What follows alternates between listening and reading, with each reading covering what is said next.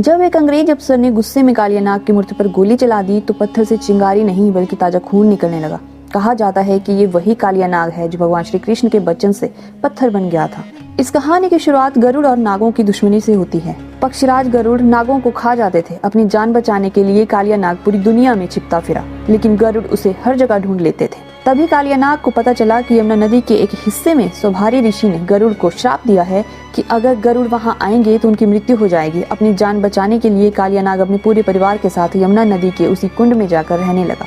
लेकिन कालिया का जहर इतना खतरनाक था कि यमुना का पानी काला और जहरीला हो गया। उस पानी को पीकर गायें और पक्षी मरने लगे। जब नन्हे श्री कृष्ण ने ये सब देखा तो वे अपनी गेंद लाने के बहाने यमुना नदी में कूद पड़े। नदी के अंदर श्री कृष्ण और कालिया नाग के बीच भयंकर युद्ध हुआ। कालिया की पत्नियों ने भगवान से माफी मांगी। तब श्री कृष्ण ने कालिया को जीवन दान दिया, लेकिन एक शर्त रखी, तुम तुरंत यमुना छोड़कर समुद्र चले जाओ और जाते समय पीछे मुड़कर मत देखना, वरना जहाँ देखोगे वहीं पत्थर बन जाओगे। कालिया नाग अपने परिवार के साथ निकल पड़ा, लेकिन ब्रज की सीमा पर स्थित जयंत गांव के पास पहुंचकर उसका मन फिर से वृंदावन देखने को मचल गया। उसने सोचा एक बार आखिरी बार देख लूं। जैसे उसने पीछे मुड़कर देखा, श्री कृष्ण के वचन के अनुसार वो वहीं पर पत्थर की मूर्ति बन गया।